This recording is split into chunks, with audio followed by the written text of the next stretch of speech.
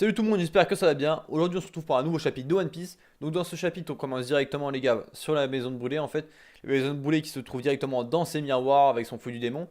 Donc, Carrot et Chopper sont fait finalement capturer parce qu'ils étaient à l'intérieur des pouvoirs de Brûlé. Donc, Carrot qui est suspendu avec une corde au-dessus d'une marmite que Brûlé est en train de touiller en fait. Et ils vont essayer de la manger, apparemment. Même Chopper dit c'est pas un vrai lapin, elle la bouffait pas, elle a pas le goût d'un vrai lapin. Ce qui est totalement normal parce que c'est une mink, donc une demi-humain. Enfin, une demi-humaine. Donc Chopper qui a enchaîné lui aussi à côté sur une chaise, imagine un plan en fait pour s'en sortir. Donc là il est en forme Heavy Point, donc sa forme un peu plus grosse que la normale. Et il le dit lui-même, s'il se retrouve à une forme basique, les chaînes tomberont. Et si il va en Monster Point, donc vous savez, c'est celui qu'on a eu sur Chabonnie quand il se contrôlait pas, etc. Maintenant qu'il contrôle après l'ellipse, donc il pourra facilement casser les chaînes et puis essayer de sortir de ce près de terrain parce que là ils vont finir bouffés si ça continue. Donc après on se retrouve directement avec le Garma Double Six et Big Mom qui sont à l'intérieur de son château. Et Big Mom montre des livres de collection avec des vrais, des vrais êtres humains en fait dedans, enfin des êtres humains, des vrais êtres vivants en fait dedans. Il y avait des manticores, des licornes, etc. Et apparemment, c'est avec le pouvoir d'un de ses fils qu'elle peut figer en fait directement les êtres vivants dans les bouquins. Et puis ce qui est dans les bouquins en fait ne vieillissent pas comme ce qu'on a écrit sur un bouquin, ça vieillit pas si c'est bien entreposé quoi. Donc les Judgy et tout, ils sont un peu en mode waouh, c'est quoi ce bordel? Et bizarrement, là on voit sur les frères de Sanji que ils font une tête bizarre alors que eux ils ne ressentent pas de sentiments parce qu'ils font oh, elle a même des êtres humains là-dedans, là, c'est tu vois avec une tête vraiment chelou.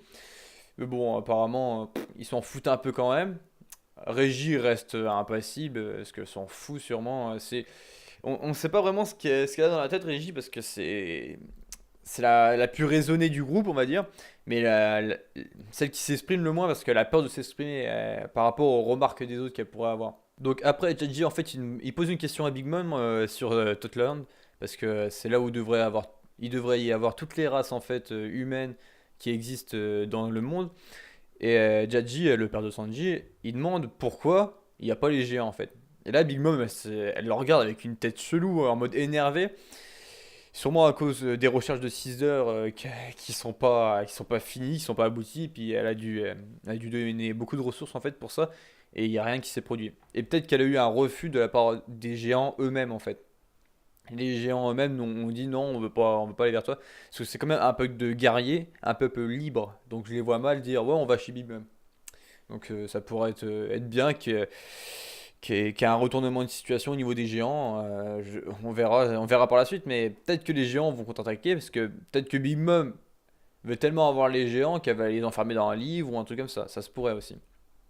Ça, on verra par la suite. C'est au niveau de Totland de Big Mom. Mais je pense que ça sera jamais abouti. En fait, Big Mom pourrait voir les géants, mais pour se faire tabasser, en fait. Avec la flotte de Luffy, peut-être qu'elle verra les géants. Après, on sait pas. Après, on retrouve directement Big Mom qui a été convoquée parce qu'elle avait demandé de convoquer Luffy et puis Nami, tous les deux, pour ne pas les tuer en fait, les rester vivants et puis parler un peu avec. Donc elle les a convoqués et puis le fils qui a le pouvoir les a mis directement dans un livre. Dans un livre avec une espèce de prison, machin chouette, et puis ils ont tous les deux les mains épinglées sur le livre en fait. Et Big Mom se présente avec un Dedenmushi. Elle a une version de d'elle plus petite, mais avec un Dedenmushi sur la tête, pour leur parler. Ce qui est assez marrant en fait. Donc après, Big Mom, elle parle en fait des événements qui se sont passés au niveau de l'île des hommes poissons. Quand Luffy a menti pour dire que ouais, il a mangé tous les bonbons, machin, parce que Audi a foutu la merde, ils avaient pas le temps de les fabriquer. Donc voilà, on va dire que Luffy s'est sacrifié pour les hommes poissons. Et puis il a dit un jour, ce sera moi qui prendrai le règne de l'île des hommes poissons pour les protéger, machin. Donc à cause de ça, en fait, Luffy, pour compenser le manque des bonbons, avait donné tous les trésors que Neptune avait donné au Mugiwara. Et puis Big Mom dit bien que ouais, il y avait un trésor spécial en fait dans le lot qui était le Tamate Bako. En fait, qui était une espèce de coffre qui était niveau trésor national en fait de l'île des hommes poissons. Donc assez rare, enfin super rare, et puis elle comprend même pas pourquoi Neptune l'a donné. Mais moi je comprends pas pourquoi il l'a donné, parce que Au début, les trésors étaient consacrés en fait aux Mugiwara. Donc quand les Mugiwara ont dit, ouais, tous les trésors, on les donnait à Big Mom, Neptune aurait pu enlever un trésor national du trésor en mode je m'en foutiste, il a jamais existé, il est jamais là. Mais bon, apparemment, il se retrouve dans les mains de Big Mom. Et elle va l'ouvrir à la Tea Party. Alors là, moi je m'attends à un truc au niveau du coffre, hein. Ça fout le bordel au niveau de la Tea Party. Parce que Oda nous met un élément de. Comme ça, un trésor national, machin chouette. En plus, on voit bien que la boîte est fermée. Donc, pourquoi elle serait ouverte? Pourquoi Neptune aurait donné un trésor national super rare à Big Mom si c'était pas. Enfin voilà, bon, moi je sais pas, mais je pense que dans la Tea Party, le coffre-là va foutre le bordel. Après, peut-être pas, peut-être que si, on verra bien. Après, bah, Luffy continue à dire non, Sanji se mariera pas, etc. Mais Big Mom leur dit bien si pour l'instant vous êtes enfermés, mais si vous tentez quoi que ce soit en fait pour vous en sortir ou pour arrêter le mariage, ce sera l'enfer pour vous. Donc je pense que soit elle les tuera, soit il se passera quelque chose au niveau de Sanji quoi. Ça se pourrait. Bon après pour l'histoire du Dendemushi en fait, je sais pas vraiment en fait si Big Mom est vraiment forte au niveau physique, au niveau du combat, parce que même Luffy lui dit viens, je te ramène ici, je te pète ta gueule. Parce que Big Mom se présente, on l'a jamais vu combattre, on n'a jamais entendu un espoir au niveau de Big Mom, au niveau de ses combats. Comparé à Barbe Noire, le Roux et puis Barbe Blanche, on sait bien ils sont forts au niveau combat quoi. Mais vraiment, on dirait que Big Mom, elle a ses enfants, et c'est ses enfants même qui font le taf en fait, qu'ils ont une puissance de combat élevée pour elle. Je, je crois pas, je pense vraiment que Big Mom en fait n'a pas du tout un niveau de combat élevé, mais elle est quand même Yonko parce qu'elle dirige une grande flotte composée de pas mal de gars assez forts, comme par exemple ses trois Sud Commanders. Donc que Luffy a explosé, il en a explosé un, Cracker, donc voilà. On voit à peu près qui a la dominance, mais bon, il en a explosé qu'un et puis il a eu mal à la gueule, hein. Là, il en subit toujours les effets. Et à ce propos, en fait, Luffy, ça fait déjà 3 ou 4 chapitres entiers, qui lui manque une dent. Et Oda n'a toujours pas remplacé cette dent. On verra quand il aura récupéré de ses blessures, mais est-ce que ça serait pas quelque chose qu'il va garder pendant un petit moment? Ça, on verra. Parce que c'est bizarre que Oda mette autant l'accent sur une dent, je veux dire. Normalement, un combat, ouais, tu perds tes dents, et 5 minutes après, le chapitre suivant, le gars, il les a récupérés, quoi. C'est juste pour faire l'effet d'action, ouais, et qui lui a vraiment pété la gueule. Mais là, vraiment, il lui manque vraiment une dent à cause de Sanji qui lui avait mis le coup de pied. Donc, je trouve ça un peu bizarre pour Oda. Mais apparemment, je pense que c'est volontaire, hein, parce que ça continue depuis 3-4 chapitres, donc je pense que c'est volontaire. Après Big Mom, en fait, elle part directement en Nami, et puis elle demande qu'est-ce qui est arrivé à Lola. Est-ce qu'elle est morte? Et puis Nami, bah, normal, elle lui répond, elle lui dit carrément la vérité. Elle lui fait, non, Lola, c'est une amie, c'est mon amie, je l'ai rencontrée. Puis elle se souvient de plein de souvenirs en même temps. Alors que Big Mom, elle de son côté, elle fait, putain, j'aurais préféré qu'elle soit morte. Dans le sens où elle a fugué pour éviter un mariage. Et apparemment, ce mariage, en fait, aurait profité à Big Mom, hein. Elle aurait une puissance militaire supérieure qui aurait été capable, en fait, de devenir reine des pirates. Elle le dit elle-même, elle fait, ouais, ça fait longtemps, en fait, que Barbe Blanche et le Roux seraient passés au niveau très on s'en bat les couilles. Enfin voilà quoi, qui serait déjà mort parce que voilà, à cause de Lola en fait, ses plans ont foiré. Mais après ça, bon bah Nami, elle est un peu perturbée, c'est normal.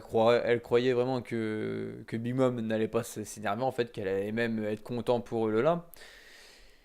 Et là, elle lui dit directement, bon on verra plus tard, toi, pour me dire carrément la position de Lola. Donc vraiment la position pour savoir où elle est, pour la tuer apparemment, pour envoyer carrément un assassin sur Lola, alors que c'est sa fille. Luffy après lui dit directement, Lola est celle qui voulait pas se marier, et tu es celle qui n'est pas devenue reine des pirates. Donc après, il lui dit carrément, si notre promesse ne tiendra plus, je reviendrai me battre contre toi. Ce qui est insolent, c'est juste que tu es une foutue Yonko. Il lui dit bien ça, c'est juste une foutue Yonko. Donc ça prouve qu'il a pas peur de Big Mom. Et pourquoi il aurait peur de Big Mom de toute façon? Je suis qu'elle a une puissance physique de merde, ça se trouve. Mais il lui dit bien, je ramènerai Sanji, etc. Parce que celui qui gagnera à la fin, bah, c'est lui, hein. C'est le héros de toute façon de l'histoire, c'est Luffy. Il lui pètera la gueule, c'est certain.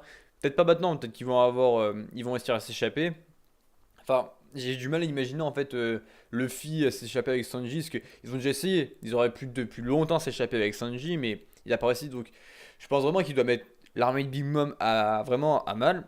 Et puis le Garma de Bell 6, pareil, parce que autrement, Sanji il reviendra jamais, parce que il sait bien, voilà, sur Ace Blue, quelqu'un qui l'attend. Enfin, il y a quelqu'un qui l'attend. Il y a Zeph, son faux père, on va dire qu'il a élevé depuis qu'il est gosse. Celui qui était plus gentil en fait.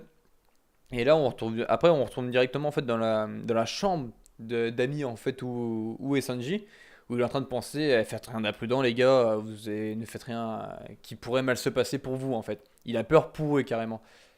Mais au même moment en fait, c'est assez marrant parce qu'on voit Pedro en fait qui commence à faire le leurre quoi, de la semaine prochaine. On avait vu avec quand il parlait avec Soul King. Je vais l'appeler comme ça quand même, Brooke. En fait, il fait le leur pour que Brook puisse rentrer facilement dans le château où il va avoir carrément la contre-attaque. Donc, il va avoir la contre-attaque au niveau de Brook, qui est dans le château. Il va avoir la contre-attaque au niveau de Chopper, qui va se transformer pour battre Brûlé et rejoindre Luffy. Et je pense qu'avec ces deux contre-attaques, ils vont réussir à libérer Luffy et Nami. Après, est-ce qu'ils vont avoir du mal à le libérer? Ça, on verra. Mais je pense qu'ils vont être libérés tous les deux.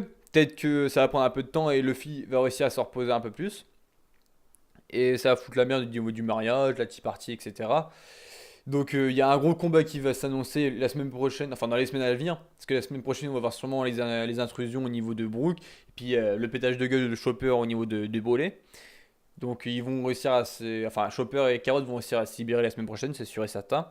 Après Brook, on verra peut-être qu'il va y aller en mode discret, en endormant tout le temps, tout le monde. Et puis en se faufilant quoi. En réussissant après à libérer Nami et Sanji. Nami et Sanji. Luffy et Nami. Sur ce les gars, n'oubliez pas le j'aime et le commentaire. On se retrouve la semaine prochaine. Peace!